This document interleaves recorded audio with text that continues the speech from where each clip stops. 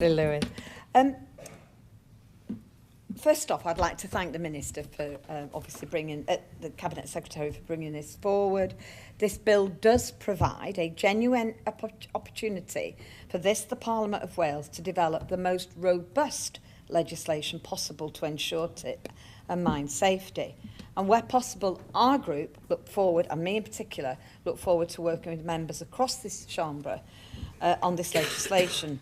I will be upfront, though, and state right at the beginning that whilst I agree with the vast majority of what is already in the bill, major changes are needed, and I know that we have that scope as the bill progresses in terms of us tabling amendments.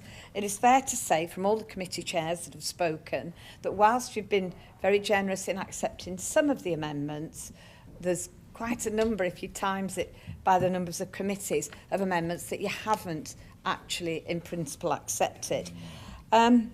We don't believe the bill goes far enough.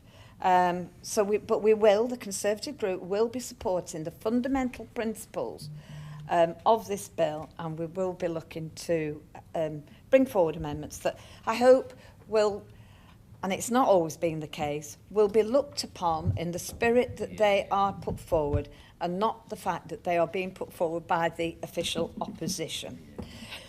For instance, the bill does not consider all environmental factors, or if any, during the assessment and categorising process.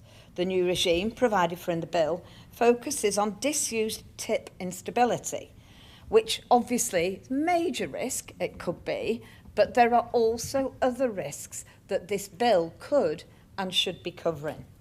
There's other risk factors such as pollution, combustion and flooding, and they will not be taken into account as part of the assessment and categorisation process when they are independent of instability. Now, the Law Commission itself highlighted that this is a deviation from its own recommendation. The British Geological Survey said explicit consideration should be given to risks of environmental contamination of soil, surface water and groundwater bodies from disused tips in the event of collapse or changes to drainage conditions, including for stable tips. 2, the bill also focuses on direct human effect. But what about also, and we acknowledge that, threats to our habitats, our biodiversity, our landscapes and our watercourses? Hugh Keller asserted to our Climate Change Committee that, importantly, threats to habitats, biodiversity, landscapes, watercourses, etc., while exhibiting indirect effects on individuals and communities, may not be caught by the definition of threat to human welfare. For this reason, the extent and scope of the threats arising from the disused tips should be wider and should go beyond direct human threats. The National Sheep Association highlighted that the bill should consider the risk posed to animal health, and this Welsh Parliament has declared not only a climate crisis but a nature crisis.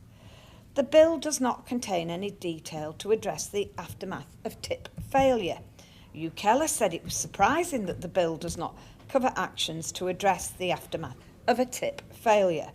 So therefore we should be looking at introducing a chapter specifically on what the legal requirements are when dealing with the aftermath of such a catastrophe.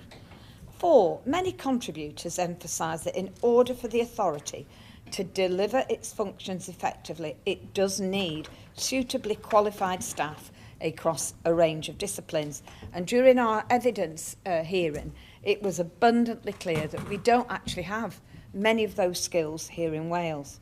They suggested staff recruitment could be a key challenge for the authority, highlighting a lack of skills and expertise in the existing workforce.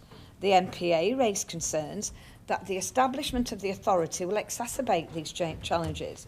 So we should therefore ensure that this authority has a key role in helping to tackle the challenges.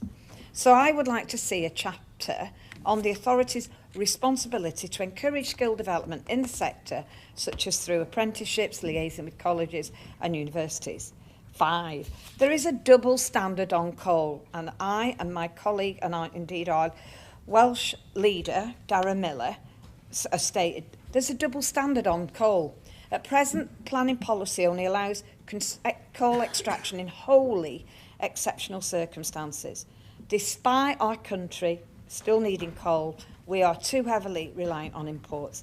The UK imports approximately 3.4 million tonnes of coal annually. Wouldn't it be better to source that from during our remediation of our disused coal tips to help our economic growth in Wales? You need to conclude now, please, Diana. Finally, and most importantly, the legislation simply does not go far enough to ensure that the voice of local communities are championed and that locals are kept informed. So I'll be looking to work with you to create a section based on the duties of the authority and Welsh Government to the communities local to tips. Deputy Lewis, there's going to be many presentations made here now on this going forward, and I can assure you that the Welsh Conservatives are committed to the fundamental principles, but we want to make sure that this bill does exactly what the people of Wales needs. Thank you.